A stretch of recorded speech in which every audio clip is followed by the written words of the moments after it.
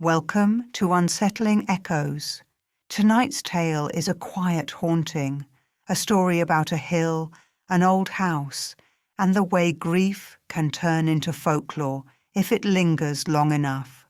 There are no jump scares here, no sudden shocks, just stillness, footsteps, and a room that appears for those who carry their sorrow a little too loudly. You're listening to this on Unsettling Echoes. Settle in, get comfortable, let your shoulders soften, and let this story walk beside you for a while. Chapter 1. The House on the Hill. Every town has a place it quietly walks around.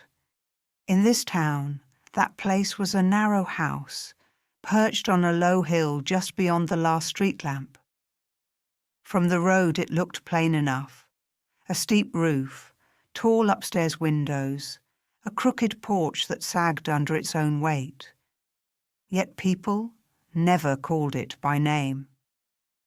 When they gave directions, they said, "Go past the grocer's, follow the lane until it starts to rise. If you reach the old oak, you've gone too far." They never said, "Turn at the Wynn House." Children on the school bus knew the hill was important in the way children sense the things adults try not to talk about. They pressed their faces to the glass and watched the house slide by. Some swore the upstairs windows shifted from one day to the next. Others said that on grey mornings the whole building seemed to lean forward, listening to the town below. The older residents remembered more and therefore said less. They remembered lamplight moving along the upper corridor when no one lived there. They remembered shapes passing in front of curtains that should have been still. They remembered a rhyme they'd whispered as children, never within sight of the hill.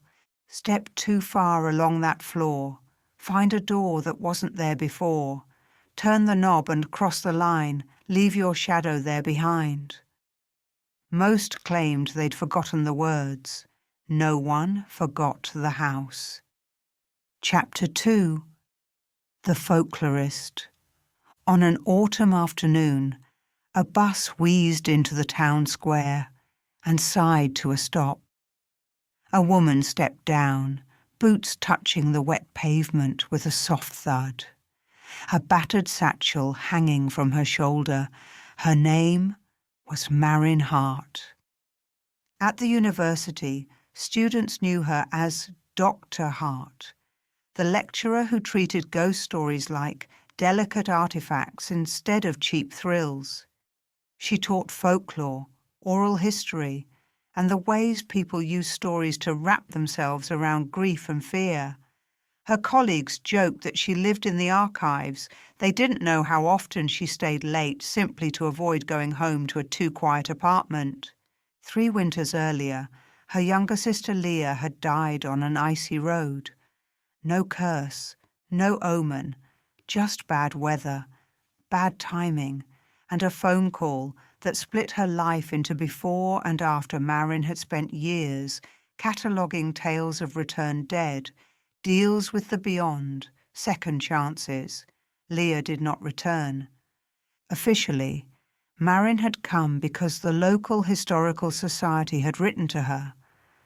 They had boxes of recordings and notes about strange things on the hill and wanted them catalogued unofficially. One legend in the packet of letters had hooked under her ribs. A hill that listened, a house whose corridor changed length, and a room at the end that wasn't always there. "Dr. Hart?" someone called. A woman in a green coat and wool scarf crossed the square, clutching a folder. "I'm Evelyn Caldwell," she said when she reached her. "Historical Society, I'm very glad you came." Chapter 3. The Listening Hill. The Historical Society occupied an old brick building that had once been the post office. Inside, the air smelled of paper, dust, and lemon oil shelves bowed, under the weight of boxes, labelled in several different handwritings. Evelyn cleared a space on a long table and set down the folder. "These are the Wynne accounts," she said. "Not all of them. Just the ones we talked people into recording." On top lay a typed transcript. Interview with Edna Myers, 82. Marin read, "When I was a girl, my mother said some houses were built where the ground was saving its breath for something else. The Wynne place was one of those. She said the house was standing on old promises. If you stared too long at its windows, she'd tap my shoulder and say, 'Don't let it notice you, curiosity makes doors.'" Later in the transcript, Edna described visiting the house with a childhood friend whose family rented the place for a season. "The upstairs corridor was too long for a narrow house," she'd said. "We played jacks in my friend's room. When we came back out, a door had appeared at the far end where there'd only been a wall. I thought I'd missed it before my friend went white and said we were going downstairs. Her family moved away that winter." A note at the bottom, typed in another hand, read, "Interviewee refused to explain what friend saw on next visit. Became agitated. Requested recorder turned off." The next transcript was from a retired postman. "Sometimes at dusk I'd see light moving along the upstairs hall," he said. "Not flickering like a bad bulb, more like someone walking with a lamp once I waved. Habit, you know. Later, I learned no one had rented the place for months." Another account came from a school teacher who boarded there one summer. "I woke every night feeling someone had stopped just inside my doorway. I never heard footsteps. Just that pause, like a person walking the corridor had picked the wrong room." Beneath the transcripts lay older material. Handwritten notes from a Reverend Jonathan Pike, dated over a century earlier. He called the hill the Listening Rise. "This place has long been used for small offerings," he wrote. "I have found coins, ribbons, and bits of bread left in shallow hollows. The elders say their grandparents came here when they felt no one else would hear their prayers. They say the hill is a thin place where the world pays closer attention." He also recorded a midsummer festival song once sung there. "Bread for the hungry, coin for the poor, leave your sorrow at the door. Hill, O hill, if you hear our plea, hold what we cannot and let us go free." "So you see," Evelyn said, closing the notebook, "before the Wynnes, the hill was already a place where people left their grief. By the time that house went up, the ground under it was thick with other people's wishes." Marin felt a small shiver run along her spine. Places remembered. People just didn't like admitting how clearly. Chapter 4. Ilara and Lisa. That evening, with rain tracing lines down the inn's window, Evelyn told the story of Ilara Wynne as her grandmother had told it to her, not as a dry record, but as something between history and confession. "Ilara wasn't from here," she began. "She married Arthur Wynne, who came from a family that used to own more land than they could see from one hilltop. By the time they built their house on the rise, most of that land was gone. Pride wasn't. The house went up in the late 1800s, tall and narrow and a little too ornate for a modest town. People muttered that it didn't fit, like a stranger in an overdressed coat. Arthur was often away at sea on business. Ilara and their young daughter, Lisa, became familiar figures in town. Ilara at the market with a polite, slightly distant smile. Lisa running ahead, chasing pigeons, laughing at dogs. Then Arthur's ship went down in a winter storm. The town brought food, condolences, and careful offers of help up the hill, for a time. Eventually, as always, people were pulled back into their own troubles. Lisa began to fade. There was no raging fever, no clear diagnosis. She was simply less appetite, less laughter, less presence. Some blamed illness, some grief, some, quietly, the hill. At night, neighbours walking home heard lullabies through the upstairs windows. For some months there were two voices, a woman's and a child's, then there was only one. No one remembers a funeral, Evelyn said softly. No grave with Lisa's name. Just a vague sense that one day she was seen about town and the next she was only part of the Hill stories. After that, Ilara rarely came down. People said she spent much of her time in the room at the very end of the upstairs corridor. From the base of the hill, residents sometimes heard her voice at night. At first it sounded like prayer. Later, it sounded like argument. One winter night, her voice rose sharper than anyone had ever heard, cutting the cold air with the rhythm of someone begging and something unseen refusing. Then it stopped. In the morning, several neighbours climbed the hill. They found the front door slightly open. Inside, the downstairs rooms were tidy and still. When they went up, the corridor lay quiet and long. At its end, Ilara's door stood closed. Inside, she was gone. No bag was missing. No note was left.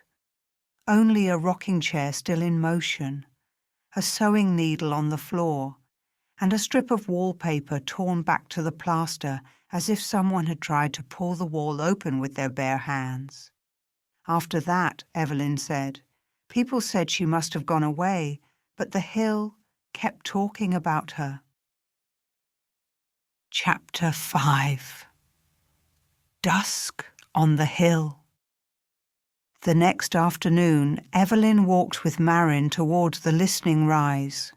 The sky was a low, uniform grey. The air smelled faintly of damp leaves and chimney smoke.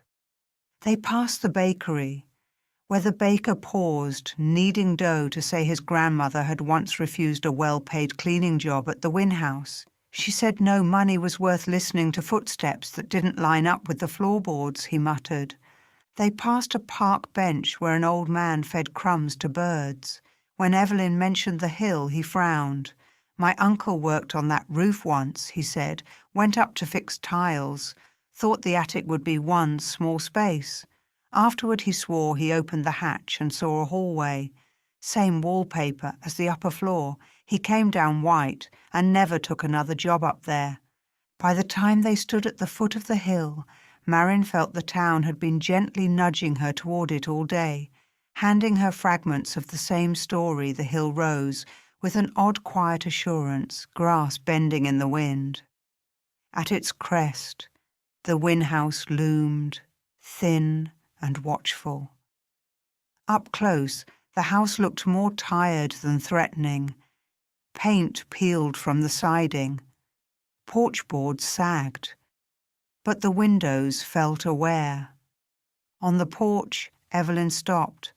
I'll show you the ground floor, she said, but I promised someone once that I wouldn't go past the second stair. Who? Marin asked. A woman who lived here when I was a child, Evelyn replied. She came down one afternoon, hand shaking on the railing, and told my mother, "Don't ever let your girl go up there. The house knows the weight of people's fears. It will make hallways for them." Inside, the air smelled faintly of dust and old soap. The parlour held a sleeping piano and a threadbare settee. The kitchen looked as if someone had cleaned it carefully and then never used it again. Everything felt suspended like a held breath. At the foot of the staircase, Evelyn pressed a heavy key into Marin's hand. "Lock the door from the inside," she said. "If you feel uncomfortable at any point, you come straight back down. No story is worth getting lost for."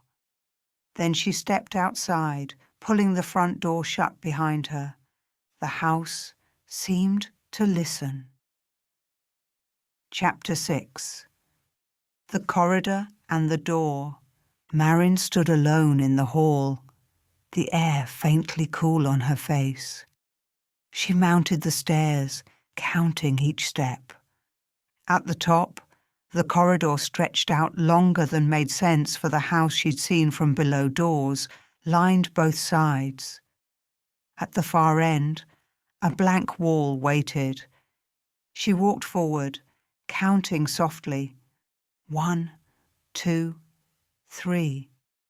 She glanced into each room as she passed.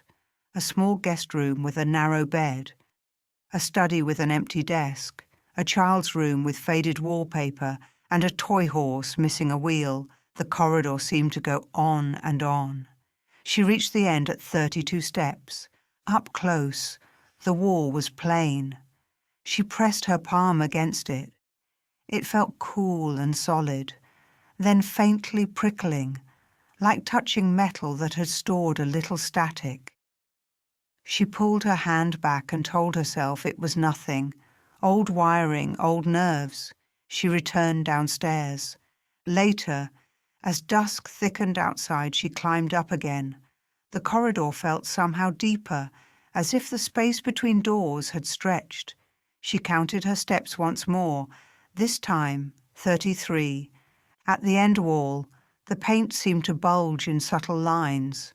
Under her fingertips, edges pushed outward. The rectangle of a frame, the oval of a doorknob. Slowly, as if the house were remembering something it had tried to forget, a door surfaced where there had been only plaster. "You respond to attention," Marin murmured, heart beating faster. The brass knob was warm when she grasped it. The door swung inward with a soft, relieved sigh. Chapter 7. Ilara's room. The room beyond was modest.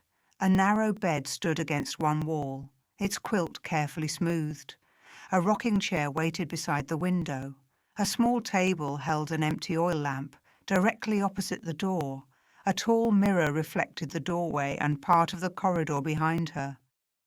On the far wall, Marin noticed a jagged line in the wallpaper, a scar where it had once been ripped back and then clumsily smoothed into place again. Near the rocking chair lay a sewing needle, bright against the dull floorboards. She bent to pick it up. "Ilara Wynne," she said quietly. The name felt heavy, like something that belonged to the room. The rocking chair creaked and began to move gently, as though someone had just risen from it. In the mirror, Marin saw herself, lamplight on her face, notebook in one hand. Slowly, behind her reflection, a second shape gathered. It was not sharp, not fully solid. The impression of a woman's form, hair drawn back, a long dress that blurred into haze below the knees. Marin stayed facing the mirror. "You opened the wall," she said. "You tore the wallpaper looking for a way through." The faint figure held still, listening. Chapter 8. The Thing That Answers. The reply came not from the woman in the mirror, but from the room itself. The walls, the floorboards, the air around her all seemed to draw closer. A presence swelled into the space, a chorus of murmurs layered into a single intent. "We are what gathers when grief has nowhere else to go," it said. The words arrived in her mind as much as in her ears. "You're shaped by everything people have brought up this hill," Marin answered softly, "by every whispered please and just once more, and take me instead." Images skimmed across her thoughts. A man clutching a photograph in a hospital corridor, a woman kneeling by a grave, someone staring at a silent phone long after midnight. "We do not intrude," the presence replied. "We respond. For many years they came to this hill asking to be heard. They pressed their longing into the ground until it required a shape. We are that shape." "And Ilara?" Marin asked. "She begged for her child," the voices said. "She asked that Lysa be kept close, neither fully gone nor suffering. For a time we held the echo of the girl between here and there. It pulled Ilara thin. And when Lysa couldn't stay? Then Ilara offered herself.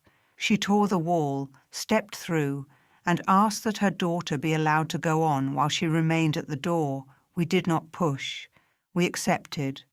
Marin looked at the torn wallpaper. At the cost of turning her life into a trap for other people's grief, she said. The silence that followed felt like reluctant agreement. In the mirror, the outline of Ilara seemed to wilt. Chapter 9. Two Griefs.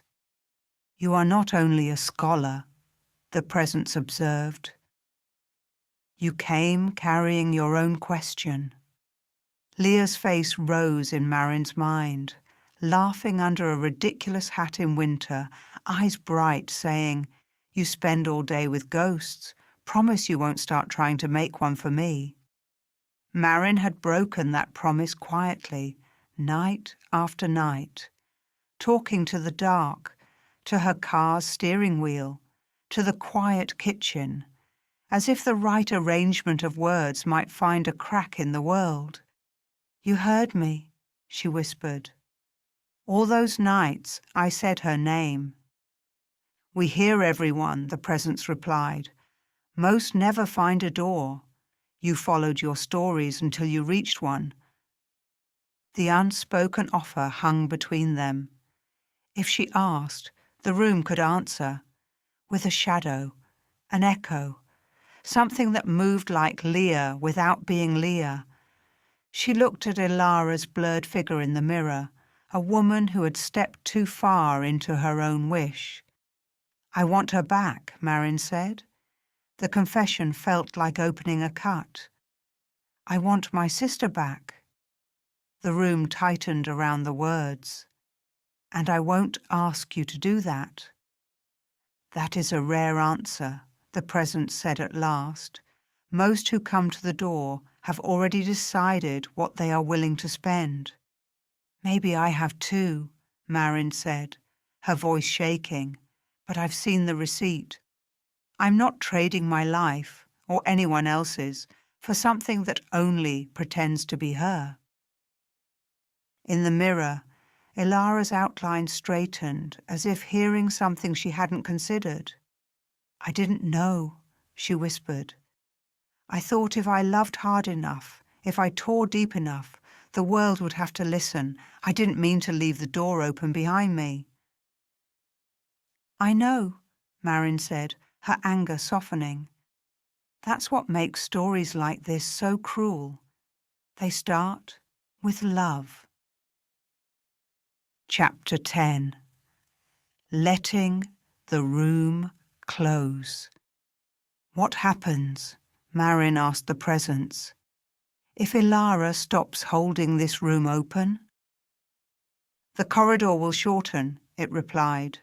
"The door will be difficult to call.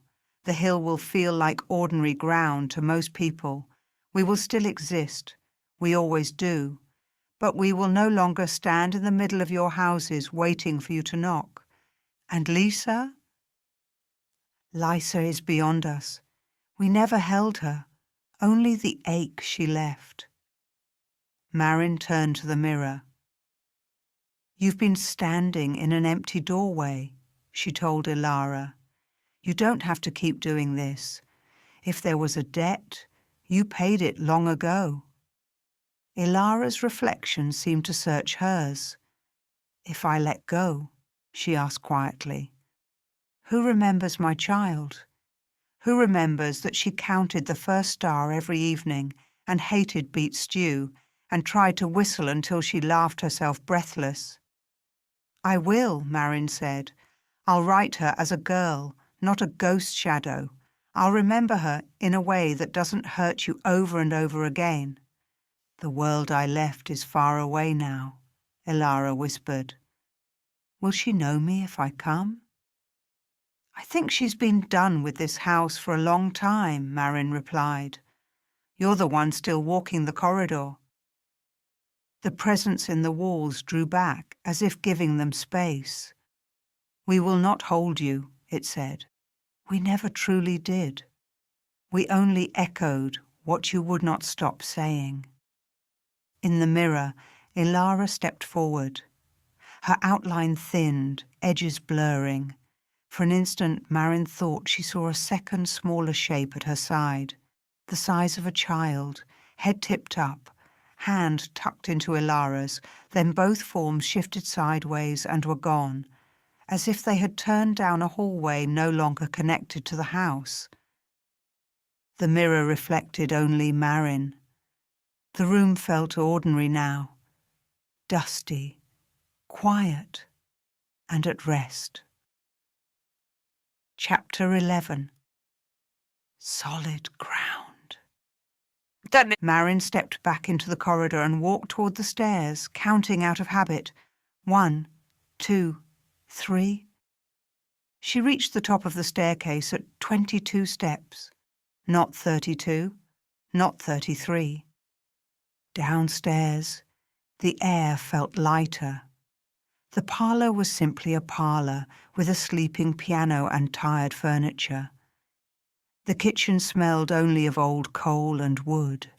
No longer like a room full of held breath, the house did not feel as if it were listening quite so hard. At the front door, she turned the key in the lock and stepped out onto the porch. The hill stretched away under a sky beginning to clear. Halfway down, she looked back. The windows reflected only cloud and light, nothing more. "Rest," she said softly, to the house, to the hill, to a woman and child walking somewhere she would never see. Then she headed back toward the town's lights and the steady comfort of other people's voices. Chapter 12. How Stories End. Later, in her room at the inn, Marin spread her notes over the bed. Interviews, clippings, the Reverend's field book, the festival song, her own jotted observations of the corridor and the room. She opened a fresh notebook and wrote at the top of the first page, "The room at the end of the corridor." Beneath it, she added, "Some doors close, not with a bang, but with a choice finally made." She wrote about the listening rise, about offerings left in small hollows and wishes whispered on windy evenings. She wrote about how, over time, a place could fill up with all the grief people tried to set down there until it seemed to need somewhere to put it. She wrote about Ilara and Lisa as people before they were legends, about a mother's bargain and a child who slipped beyond reach, about a presence shaped not by evil but by accumulation, by too many sorrows laid in one spot. And she wrote about refusing the bargain, about the quiet strength of saying, "I miss you, and I will not tear the world open to change that."